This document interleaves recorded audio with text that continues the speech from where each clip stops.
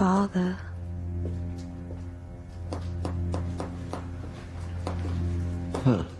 Child, who are you? I will tell you who I am. Later. Later? Later? Who are you? Remember your name? Who? Remember? 105 North Tower, 105 North Tower. Hair. Your hair, like... I remember. Let me keep it. It will remind me. Let me keep the hair. The jailers found her hair on my sleeve. They let me keep... Who are you? Father. Oh, Father.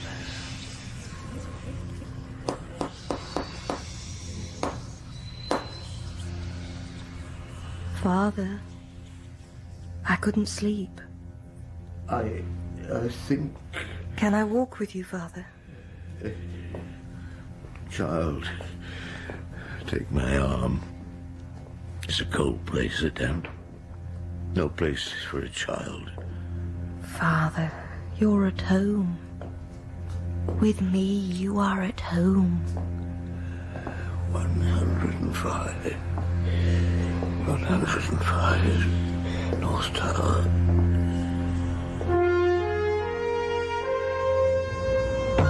A Tale of Two Cities by Charles Dickens.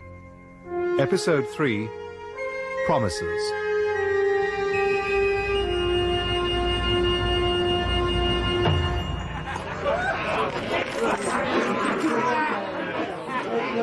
Charlie?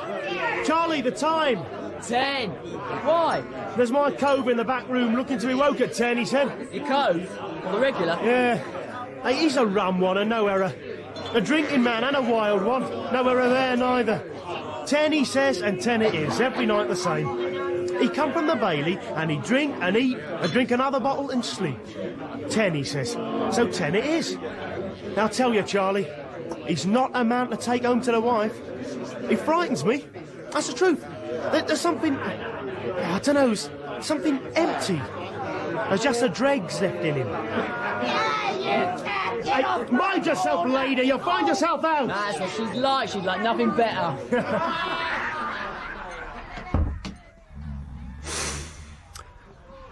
You'd never think it, would you? To see Mr. Carter lying there with candle grease in his hair and... our education gone down the bottle. Here, it's 10 o'clock, sir. It's 10 o'clock. I'm used to wake up. What's the matter? It's 10 o'clock, sir. What? It's 10 o'clock, sir. At night? Yeah. Your Honour told me to call you. Oh, yes, I remember. Very well. Very well, damn you. Stryver's here in his slippers and a loose bedgown, with his throat bare for greater ease, and round his eyes the wild look of a drinking man. You see the same in pictures of Judge Jeffreys and his sort. His sort. My sort. Carton. I am here. You are late, Memory. You are late. Late, am I? About the usual time, and maybe a quarter of an hour later. To go through his papers for tomorrow in the Bailey, where he's set amongst that sea of Whigs and set to rise over them, and... what's he worth? Well... Not much boiling down to be done tonight. 2 sets. Give me the worst first. And a drink. You've had your bottle, I perceive. Sydney. 2, I think. I've been dining with today's acquittal. Or rather, watching him dine's all one. Yeah, you did well there, I admit it. A rare point, Sydney, that you brought to bear on that identification. When did it strike you? Well, I thought he was a handsome fellow, and I thought I should have been much the same sort of fellow if I had had any luck. You and your luck. Oh, get to work. Towels for your head and punch ready. I'll read a little till you're ready with the first. Boil them down for him. Oh, he's a fine one for the talk and the glib and easy point. But can he see the essence of a case? Never. All front and bluster, teeth and trousers. No heart. There's an irony. Sidney Carton to provide the heart, indeed.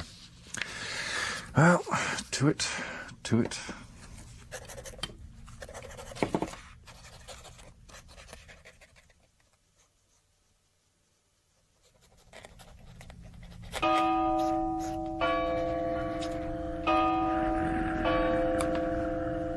Are you awake? Stryver?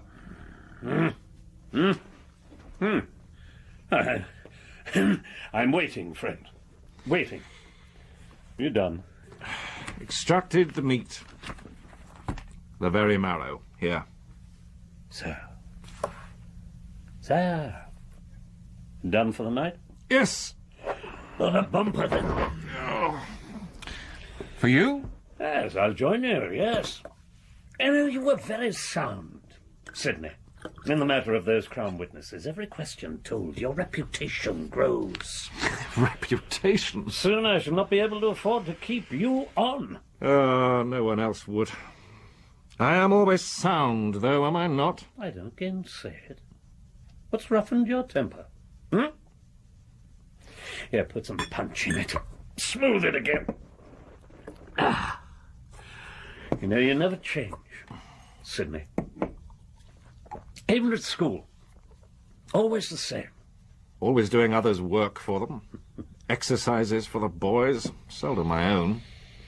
You learnt well enough at my hand. Maybe I did. But look at me. See what Shrewsbury School may make. Botheration to that. You'll have me listening to morals next, be damned to that. I accept you are what you are, do what you do. We'll be at the front rank, and I will be behind. But was I born there? I was not present at the ceremony, but my opinion is that you were. Before, during, and after Shrewsbury, you have fallen into your rank, and I'm mine. You remember in Paris? Students together, picking up French lore and language and crumbs of little use. You were always somewhere, and I was always nowhere. You remember Paris? Whose fault was it? On my soul, I'm not so sure it was not yours. Mine? Forever driving and riving and shouldering. And I had no chance for my life but in rust and repose. It's a gloomy thing to talk about one's past with the day breaking. I was thinking... Yes, I know. And I know who about. No. Since she was in that courtroom, you have thought about little else. Who? Oh, don't pretend, Sidney. A pretty witness. Well, drink to her, shall we? The good Dr. Manette's picturesque daughter. She pretty? Is she not? No. And man alive, she was the admiration of the whole court. Well, rot the admiration of the whole court. Who made the Old Bailey a judge of beauty? Golden-haired doll. You know, Sidney, you know, I rather thought at that time that you sympathized with the golden-haired doll and were quick to see when the golden-haired doll nearly fainted away in the courtroom. Quick to see. If a girl, doll or no doll, swoons within a yard of a man's nose, a man can see, surely. I'll pledge you, but deny the beauty. Now. Home. Bed.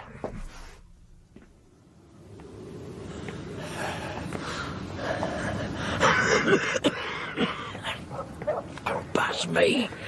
Well, it's a cold night for here. It's nearly light, Mr. Cruncher. And there's hard frost on the ground. I say give it up, Jerry Cruncher. For the night, we have a client, Mr. Roper. A connection, as we say at the bank. We have a connection, and we have a subject, and we have a duty, Mr. Roper. Shh. Hold on. Who's that over there? Past the boneyard, you see him? Drunk? God bless me if I don't know that face. That's the man talked out a desperate spoiling was going to happen in the Bailey. A hanging, drawing and quartering of a finer body of a man. A waste of a man if it... See him, and that face. Dear God. Evening, sir. A cold one. Is it? I'd not noticed. It's him, all right. And a face, like a desert. As if he'd seen the world and all it was and seen it for nothing but a winding sheet and a long box. And no resurrection for him. Such a face. You see his eyes? No, never seen nothing, Jerry Cruncher. He had tears. Mr. Carden, he had tears a-starting. Was that drink? Or what he's seen, I wonder? Oh, we got work to do, Mr. Roper. Come on. And stay dumb, my friend, you hear me? Who will I say, sir? Mr. Lorry knows me. To be sure he may, sir, but I do not, and Tellson's Bank has its ways, sir. Your name, if you please. Darnay. Thank you, sir. If you'll follow me, sir. Mr. Darnay, sir. Mr. Lorry, good day, sir. Oh, Mr. Darnay, good day to you, sir. The devil! What a place this is for dark corners and unlikely steps. Oh, indeed, Mr. Darnay. We have a connection calls it the triumphant perfection of inconvenience. Oh, have a care before you sit, sir. I beg your pardon, sir. I didn't see you. Is there no light in Tellson's Bank, Mr. Lorry? Oh, bless you, we see well enough to fill our ledgers, to countersign cheques and bills, to unlock strong rooms and boxes and read the wills and... Oh, but bless you, sir, nothing changes at Tellson's. It is its strength, Mr. Darnay, I assure you. No frivolity. Business, no sentiment. Business is all. Sir, you may mock me in the Manette's garden every Sunday if you will. I am sure it may amuse Mr. Stryver well enough. It may even bring a smile to Mr. Carton's face, though even he may not wish to mock an old man. But though it give the whole company pleasure there, sir, not in Tellson's. Business is all here, sir. I beg your pardon, sir. I'm sure you find my ways amusing. The young, Mr. Darnay, are a long time learning what their elders have already learned. The more's the pity, perhaps. You're cross, sir. Oh, no, indeed. If Miss Manette is amused... She is very fond, Mr. Lorry. Very attached, I think. Yes, well. What can Tellson's do for you, sir? I hope that what I say will be in confidence. Mr. Darnay, this is Tellson's Bank, sir. I am sorry. No. I have some business takes me to France in the very near future. France? Is that wise? It is a matter of duty, Mr. Lorry. A matter of honour. A matter of finishing something, cutting a cord. I want, if it is possible, some letters of credit. Yeah? Not for much. After all, I have very little to bless myself with since leaving France. No, of course. You wish for credit at our Paris branch? Exactly so. It is done. Oh. No, it is done, sir. We are much obliged to you for your custom, Mr. Darnay. May I, perhaps I may be permitted an observation? Of course. To go to France at this time can hardly be the act of a wise man. There is, we hear, unrest, considerable unrest, not only in Paris, but Marseille, Lyon, and Toulouse also. Be that as it may, I have to go. It is hardly true to say that the English mob is quiet, Mr. Lorry. They bark and yelp and growl, do they not? An English mob, sir, is not the same. Then I must beg to differ. But I thank you for your concern. Between us, Mr. Lorry, I will take no more of your time. It is always a pleasure. What happens to the ledgers and papers and deeds and wills and family histories in the end? Here. Happens, sir? The end? They are kept, Mr. Darnay, in case. In case? To be sure. Buried? Oh, yes, bless you. Of course. Death, in case you had not observed it, is in vogue. I never knew you for a philosopher, Mr. Lorry. Not at all. A man of business. Death is nature's remedy for all things. All things. Forgers are put to death. The utterer of a bad note is put to death. The unlawful opener of a letter, death. The purloiner of 40 shillings and sixpence, death. The holder of a horse at the door of Tellson's Bank who makes off with it, put to death. A coiner who makes a bad shilling, death. Tellson's is accustomed, therefore, to death, sir. Last letters, first letters, children's and lovers' letters, kept, buried here. As you say, business does not end with death, Mr. Darnay. Never. I see. Will you see Miss Manette this evening, sir? I know you to be in the habit of passing by the house. I may. I had promised myself the pleasure of calling this evening, if they are at home. Well, I'm sure they will be happy to see you. I will perhaps give myself the pleasure of calling. I have some business with Dr. Manette. This evening, then, we may meet. And not a word about France? This is... Tellson's, to be sure.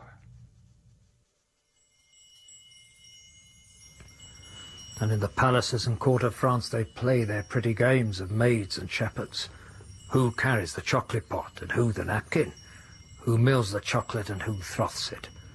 Ride through us to their opera and comedy. Ignore us, save to plunder us. Power and pleasure. Go on. Go on. Carry your canes with golden apples on the top. Wear your powdered wigs and piss in corners and play your games. Plunder and forage and ignore us. Take offices you're unfitted for. Military officers with no knowledge of soldiering. Naval officers with no idea of a ship. Civil officers with no notion of affairs.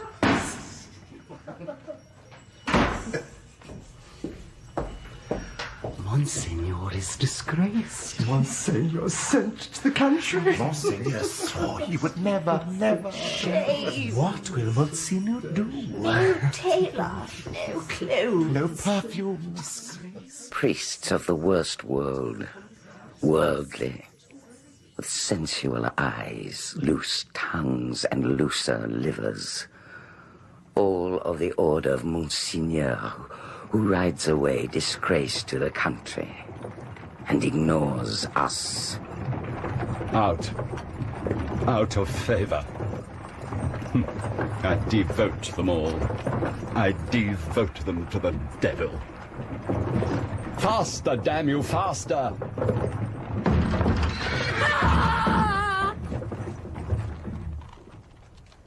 Drive on, damn you, drive on!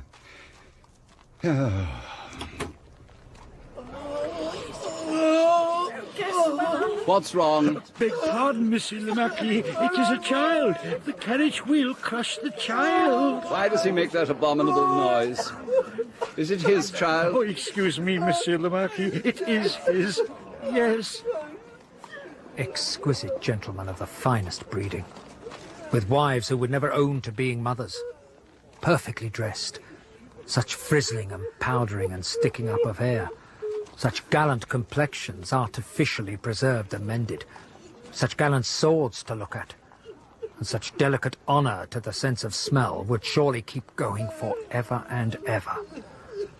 They wear little pendant trinkets that chink as they move, and never recognise us. And Monsieur le Marquis goes his way to the country. Dead! Killed! It's extraordinary to me that you people cannot take care of yourselves and your children. What damage have you done my horses? Here. He throws a gold coin for the valet to pick up. Dead! My son! Oh, my son! It's all right, Gaspard. It's all right, I know. I know, Gaspard. It's surely better for the poor little plaything to die so than to live. It died in a moment. No pain. Could he have lived an hour as happily? My son! My friend! My son! You there? You're a philosopher.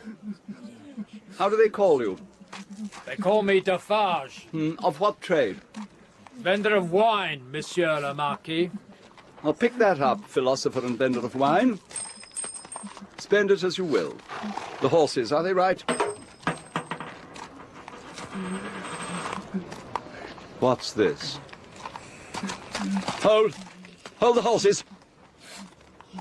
Who threw that? Who threw that back? You dogs.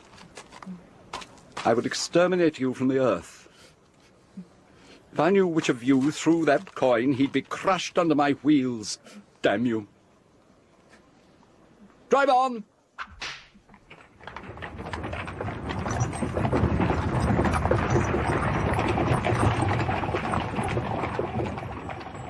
And the whole fancy ball drove by. Minister, state protector, farmer, general, doctor, lawyer, ecclesiastic, grand opera and comedy. And the rats crept out of their holes to look on, and they remained looking for hours.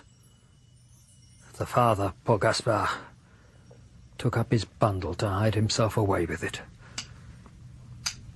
And one woman sat quiet and knitted with the steadfastness of fate. My wife? As sure as fate, Defarge. As sure as fate. He's knitted in, and sure as rivers run, death will run also. Call Jacques. Spread the word, Defarge.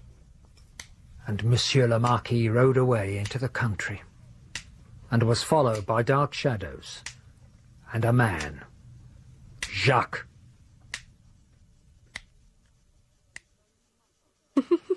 Oh, no, no, you must not laugh at me, Miss Manette. Oh, I was not laughing at you, Mr. Downey, believe me. But after all these weeks, you know by now how Miss Pross protects me. Not sure if Miss Manette is receiving. I'm sure the doctor is too busy. Miss Lucie is forever being pestered by young men. Oh, no, no, sir. I'll not have the child invaded by young scoundrels and wasters. No, sir, you go too far. Miss Pross never said such a thing.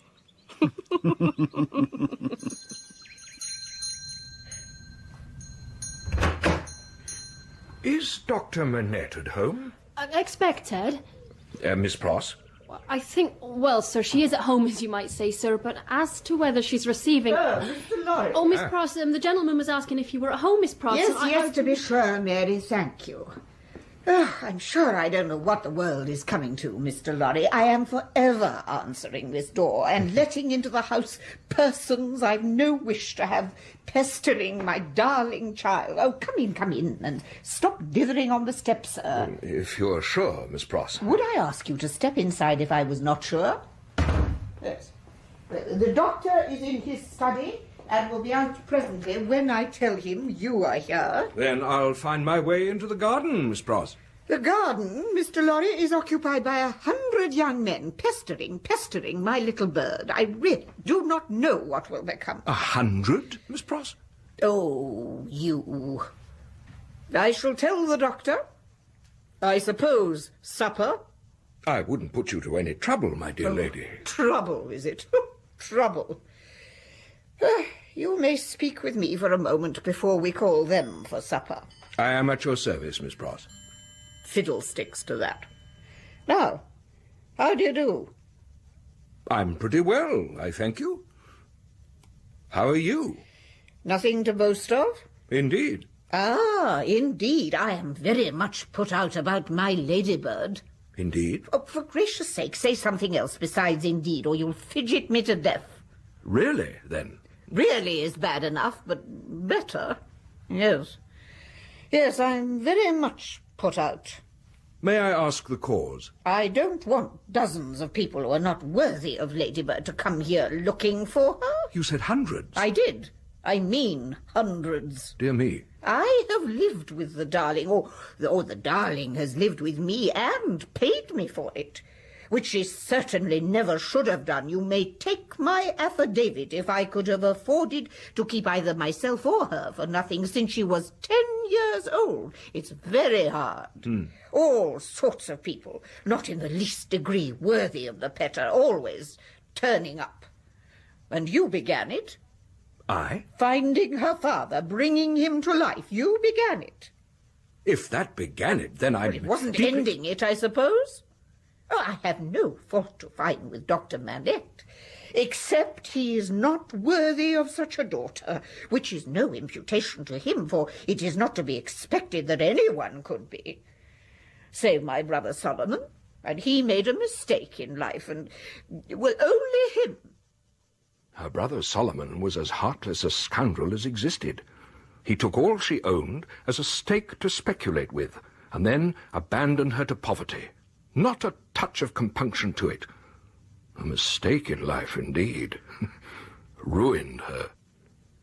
Tell me, Miss Pross, does the doctor ever, when talking to Lucie, refer to the shoemaking time? Never. Yet keeps the bench and the tools close by. I don't say he does not refer to it within himself. I wonder, Miss Pross, do you imagine... Never imagine anything. Have no imagination at all. I stand corrected. Do you suppose... you go so far as to suppose sometimes. Now and then. Do you suppose that Dr. Manette has any theory of his own as to why he was so oppressed? Perhaps even the name of his oppressor? I don't suppose anything about it, but what Lady Bird tells me. And that is? That she thinks he has. Now, don't be angry with my asking all these questions. I am a mere dull man of business, and you are a woman of business. Dull? Dull. No, surely not. Don't you feel it remarkable that the good doctor, unquestionably innocent of any crime, should never touch upon that question? Not even with me, though we are intimate, but with his fair daughter. I do not ask out of curiosity, but out of deep interest. To the best of my understanding, and Bab's the best, he is afraid of the whole subject. Afraid? Well, plain enough why he may be. It's a dreadful remembrance. Besides that, his loss of himself grew out of it, not knowing how he lost himself or how he recovered himself. He may never feel certain of not losing himself again. That alone wouldn't make the subject pleasant, I'd think. And he says nothing. Mr. Lorry, touch that string and he changes for the worse. He seems better now, but I know he is best left alone on that. He walks at night. We hear him, and my little lady goes to him and walks with him, up and back, up, like in his old prison, she says. They walk in silence, and eventually her love and company brings him to himself. Oh, you see? We shall see hundreds of people. Good evening. No, don't fuss, don't fuss. Right, I expected, Mr. Lorry. Good evening to you. And a pleasant one it is, and no error. Will we go up? Oh, good evening, Miss, Pross, yes. Pross, yes. Go up and I will tell the doctor you are here. I'm afraid of her, and that's the truth. Her bark is worse than her bite, believe me. And if you are to continue to visit us, you will have to become used to her, I'm afraid. Then I shall. But I ring the bell and she stands there like the wrath of the Lord, and I shall always be afraid. You will stay for supper? I had hoped you'd ask me. You need never hope, Mr. Darnay. You are always welcome to eat here with us. Thank you. It is so peaceful here, Miss Manette. It will not be for long, I think. Mr. Lorry is to join us for dinner. And Mr. Carton said he might call, and I think Mr. Stryver. Oh, I see. We shall be a merry party, Mr. Darnay. Mr. Lorry is here on a matter of business. Business, Miss Manette, no sentiment. He is a sweet old man. Indeed he is. And a good friend. Without his help and encouragement, my father would never have taken up medicine again. Your father as well? As well as may be, I think. And almost happy. Almost, Miss Manette? From time to time, he seems to remember what he came from and sink back into dark thoughts. But those grow less, thank heaven. He never talks about it? Not to anyone, no. Come along. We must go in, or Miss Pross will give you sour looks and frighten you entirely to death. No. Hanging's too good for them, to tell the truth, sir. The mob should be faced with the grenadiers and their rough-shot and bayonets that do the trick. Oh, come, Mr. Stryver, sir. Cruelty never served any man. Oh, I swear it. The mob makes too much noise, too much disturbance. I care not a hoot for the price of bread, nor yet the price of shoes, and they care nothing for that item either, I'll swear, for they wear none. It's always those who have more than enough shout loudest, don't you find, Miss Manette? I'm sure I do not know, Mr. Garden. Miss Pross. Lucie. I think we can attempt the fish. Miss Pross was a pleasant sight, albeit wild and red and grim. The sight of her and her darling Lucie was pleasant too, taking too much trouble or too little, or being too kind or generous. And a pleasant sight was Dr. Manette telling Miss Pross she spoiled Lucie in accents and with eyes that had as much spoiling in them as Miss Pross had. And I hope I was a pleasant sight, and I know I thanked my bachelor stars for having lighted me to a home. Oh, Mr. Darnay, I hope it will not be for long. A week. 2, perhaps. Away, sir. May one ask where away? Oh, abroad, Mr. Carton. Abroad, indeed. Poor time to be abroad, I hear. It is a matter of business. A matter of honour, you might say. Honour? No, sir, I would not say. Mr. Stryver will tell you. Where will you be going, Indeed, I Mr. will, Darnay? Lucie. Oh, I beg your pardon, sir. I had no wish to pry. No, I am sure. Miss Pross, were you responsible for the fish? I was. I am. May I congratulate you? Yes, indeed. Yes. Miss Pross ravaged Soho in search of impoverished French, tempted them with her half-crowns and shillings to impart their culinary mysteries to her. There were those below stairs thought her a sorceress or Cinderella's godmother. For didn't she take fowl, rabbit, vegetable or fish and turn them into anything she pleased? We'll have rain before the evening's out. You are dull, Mr. Garden. He is always dull, Miss Manette. Take no notice of him in this mood, Miss Lucie. May we take the wine into the garden, Father? Make the most of the end of the day, please. As everything turned upon her and revolved about her, we went out under the plane tree, and she carried the wine down for me. She was my cup-bearer, she said. And we sat quietly in the garden. Save Miss Pross, who suddenly became afflicted with a twitching in the head and body, and retired to the house. The jerks, Mr. Lorry. I'm afflicted with it. A fit of the jerks is not uncommon for me. May I assist you? No. I'll go to my room, and it will recede. With luck. Having been to the tower, as you know, not as a visitor, but, well, in another character, they told me a curious thing when I was there. Tell us. In making some alterations, the workmen had come upon an old dungeon, which had, for many years, been built up and forgotten. Every stone covered with dates and names, complaints and prayers, carved by the prisoners. Upon a cornerstone, in a hole of the wall, one prisoner, who seemed to have been condemned to execution, had cut his last work, 3 letters, D-I-G. Records were searched, but no record or legend of any prisoner with those initials could be found. Then it was suggested the initials were but the letters of one word, dig. Beneath the earth below the stone so marked was found the ashes of a small leather case or bag, and in it the ashes of a paper. What the unknown prisoner had written will never be read, of course. As he listened, Dr. Manette started. He put his hand to his head. He stared for a moment wildly about at the company, not seeing them, and then... My father, you are ill. No, my dear, not ill. There are large drops of rain falling, and they made me start. We'd better go in. The night was very sultry, and though we sat with doors and windows open, the heat stifled us, and the sound of footsteps echoed from the streets.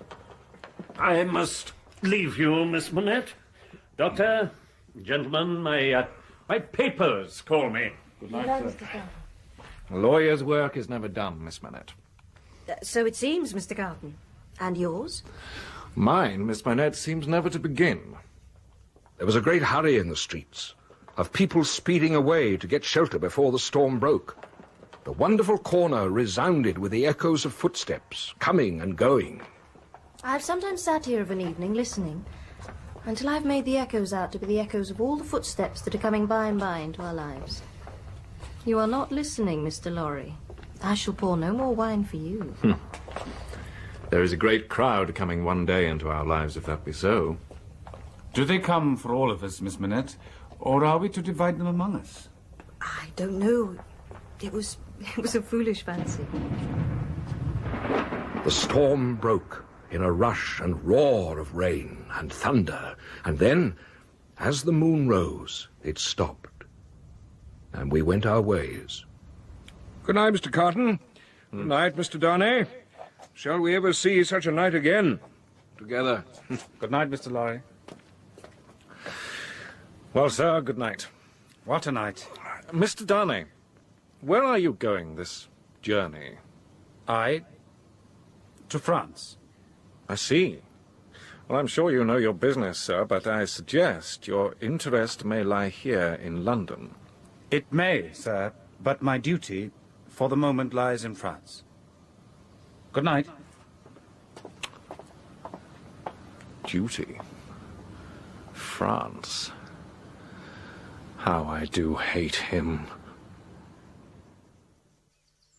Holy Queen Mother, mercy, hail our life, our sweetness and hope. To thee do we cry, poor banished children of faith. To thee.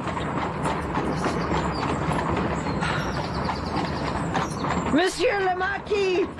Monsieur le Marquis! Monsieur le Marquis, please, Monseigneur, a petition. Get out of Monsieur le Marquis's way! Monsieur le Marquis, hear me, please. Oh, for the love of God, more petitions. What is it? My husband, the forester. Cannot pay, I suppose. He has paid all, monsieur. He's dead. Well, can I restore him to you? Monsieur, he lies there under a heap of grass, a mound, unmarked. So many here do. Again, well? Excuse me, Monsieur le Marquis. Out of the way! We are all dying, Monseigneur. We die of want, you of age.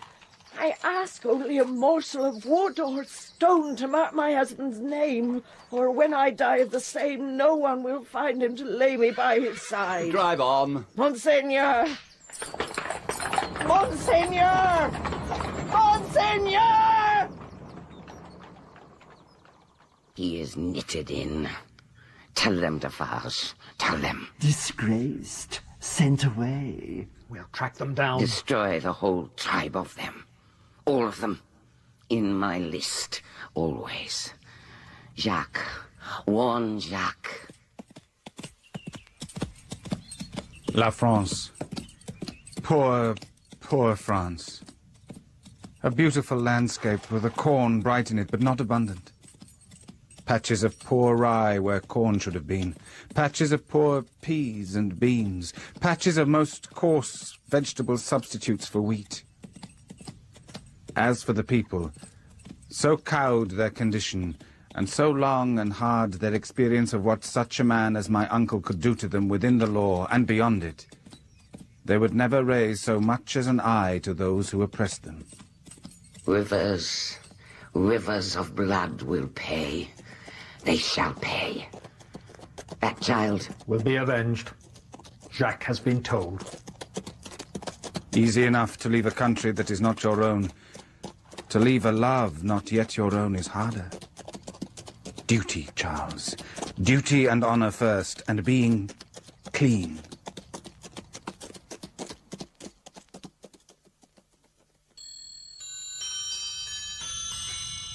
Monsieur le Marquis, the window. Leave it.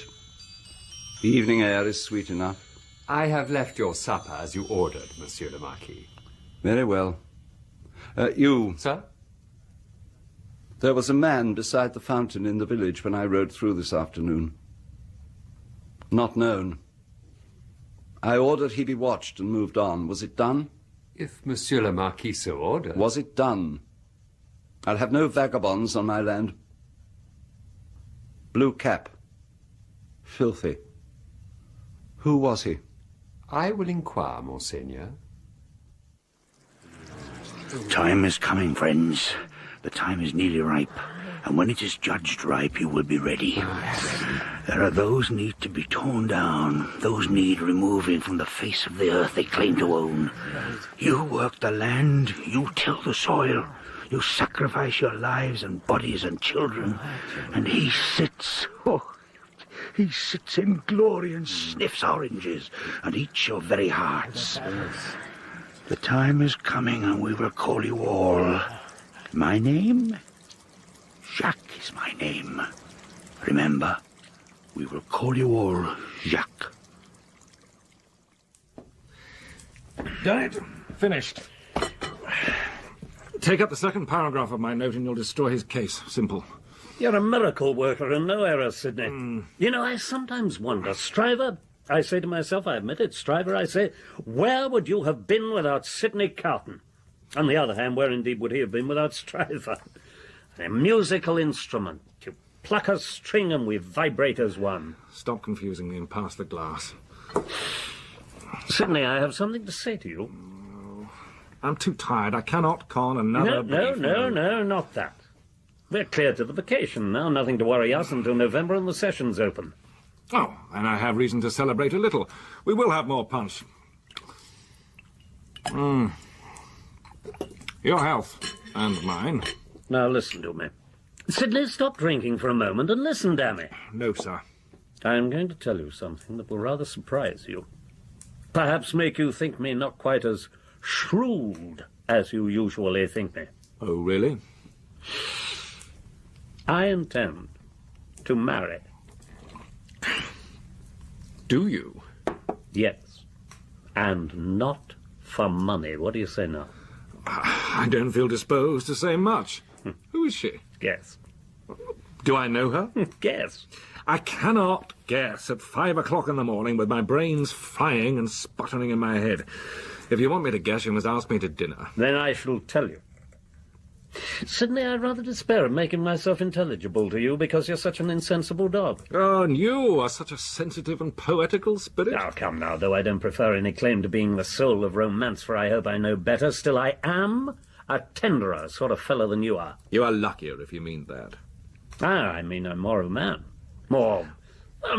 Say gallant while you're about it. Well, I will. I am. I'm a man who cares more to be agreeable, who takes more pains to be agreeable, who knows better how to be agreeable in women's society than you do. Go on. All right, before I go on, I'll have this out with you, sir. You have been to Dr. Manette's house as much as I have, or more than I have. Now, I've been ashamed of your moroseness there. Sullen, silent hangdog upon my soul, I have been ashamed of you, Sidney. It should be very beneficial to a man in your practice at the bar to be ashamed of anything. Be obliged to me. You are. It's my duty to tell you, Sidney. You're a devilish, ill-conditioned fellow in that sort of society. You are a disagreeable fellow. That you look at me and you see a man with less need to be agreeable, being more independent in circumstances. Why do I do it? I never saw you do it yet. I do it because it is politic. I do it on principle. Look at me. Well, look at me. I get on. You don't get on with your account of your matrimonial intentions. Keep to that. As to me, will you never understand that I am incorrigible? You have no business to be. Who is the lady? Now, don't let my announcement of the name make you uncomfortable. Sidney, I know you don't mean half you say, and if you did, it would be of no importance. I make this preface because you did once mention the young lady to me in slighting terms. I did? In these chambers. A golden-haired doll, you said. The young lady is Miss Manette. Now, had you been a fellow of any sensitiveness or delicacy of feeling, I might have had a little resentment of your employing such a designation, but you are not. You want that sense altogether. Well, now you know all about it, Sidney. I don't care about fortune. She's a charming creature. I've made up my mind to please myself. On the whole, I think I can afford to please myself. She'll have a man in me, already pretty well off, and a rapidly rising man, a man of some distinction. That's a piece of good fortune for her. But she is worthy of good fortune. You astonished? Should I be? You approve. Why not? You're taken more easily than I fancied you would, and are less mercenary on my behalf than I thought you would be. But then, you know, your ancient chum. To be a man of strong will, I feel the need of home. Pleasant things about me. Miss Manette will always do me credit. So, my mind's made up. Now, a word about you and your prospects, Sidney. Now, old boy, you're in a bad way. You really are. In a bad way. You don't know the value of money, you live hard, and you'll knock up one of these days and be ill and poor. You have to think about a nurse. What? Look it in the face, as I have, in my different way. Marry. Provide someone to take care of you. Never mind you having no enjoyment in women's society, nor understanding it, nor tact for it, as I have. Find out some respectable woman with a little property. Somebody in the landlady way, lodging-letting way, and marry her again a rainy day. Think of it, Sidney. I will think of it. And Miss Doll... Sidney. Manette. You have told her your intentions, of course? Not yet. Not yet. I will decide when to offer her my good self. During the week before Michaelmas term, be best? Undoubtedly.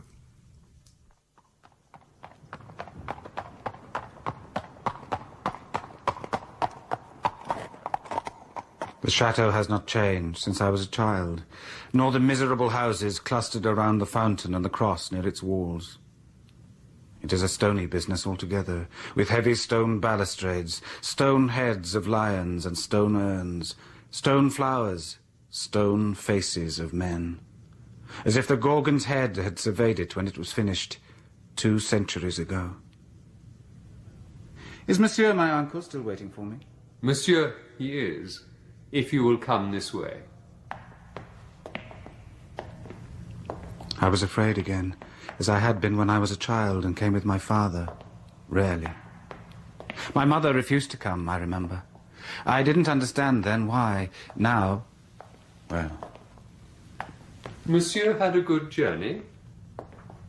Monsieur will go through the door, please. Through corridors dark with age and disuse, the shadows dancing across old glass, stone busts, pictures.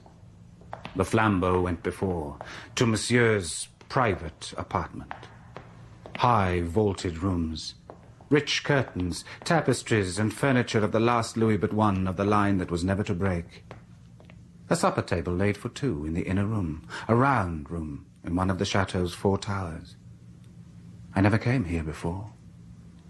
The window wide open, and the wooden blinds closed to show the night only, in slight horizontal lines of black, alternating with broad lines of stone colour. You have been a long time coming? I came direct. Oh, pardon me. I mean not a long time on the journey, a long time intending the journey. A man of about 60, handsomely dressed and haughty in manner. I have been detained by various business, uncle. No doubt. You will take coffee? A face of transparent paleness. A face like a fine mask. The nose, beautifully formed otherwise, was very slightly pinched at the top of each nostril. In those 2 compressions, the only little change that the face ever showed resided. They would be occasionally dilated and contracted by something like a faint pulsation. Then they gave a look of treachery and cruelty to the whole countenance. Your coffee, sir? Thank you. Good. Well, I have come back, sir, pursuing the object that took me away. It carried me into great peril. But if it had carried me to death, I hope it would have sustained me. Oh, not to death. It is not necessary to say to death. I doubt, sir, whether if it had carried me to the utmost brink of death, you would have cared to stop me there. Charles, you are your father's son. Would I... Indeed, sir. For anything I know, you may have worked to give a more suspicious appearance to the circumstances that surrounded me. In England? Is it likely? I believe it to be at once your bad fortune and my good that has kept me out of prison in France here. Perhaps you would explain. I believe, were you not in disgrace at court, a letter de cachet would have sent me away to some fortress. That is possible, yes. For the honour of the family, I could even resolve to incommode you to that extent. You will have to excuse me. So, happily for me, you're still out of favour. I am, as you say, at a disadvantage.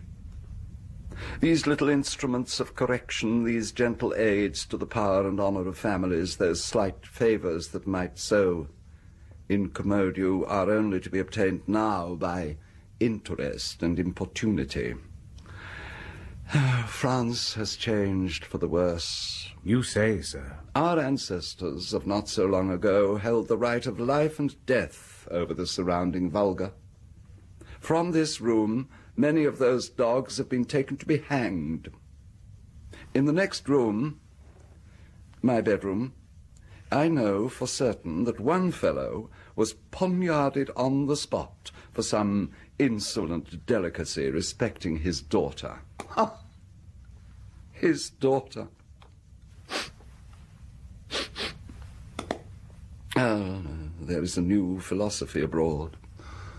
All bad, all very bad. We have so abused our station that our name is the most detested name in France. I hope so. Detestation of the high is the involuntary homage of the low. Wherever I look in this country, I see faces marked by the dark deference of fear and slavery. A compliment. Repression is the only lasting philosophy, my friend. Keep the dogs obedient to the whip. But now you must be tired. A moment more, Uncle. An hour, if you wish. We have done wrong. Our family, whose honour is of so much account to both of us in different ways, has done wrong, injuring every human creature who came between us and our pleasure. It was so in my father's time, who was your twin. How to separate you from him, joint successor and inheritor. Death has made the separation, my friend. And left me tied to a system that is frightful to me. I only seek to execute the last request of my dying mother, who asked me to offer mercy and redress for all evil done. You wait forever if you ask me to offer them. So, I renounce this property and France. You may no doubt renounce France, Charles. This property yet is mine. I had no and intention. Will be. For the next 20 years, I have the vanity to hope. I will abandon it. It is a crumbling tower of waste, mismanagement, extortion, debt, mortgage, oppression, hunger, nakedness, and suffering. You say so, sir?